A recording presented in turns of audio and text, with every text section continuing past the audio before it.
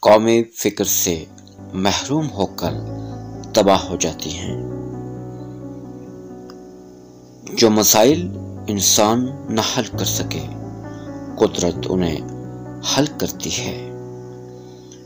جد و جہد میں زندگی کا راز مضمر ہے۔ مطالعہ انسان کے لیے اخلاق کا معیار ہے۔ علم کی جستجو جس رنگ میں بھی کی جائے، عبادت کی ایک شکل ہے۔ ایک سوچنے والا زندہ انسان کے خیالات میں تبدیلی ہوتی رہتی ہے۔ نہیں بدلتا تو پتھر نہیں بدلتا۔ دل ایک ایسی چیز ہے جو ہر امیر کے پہلو میں نہیں ہوتی۔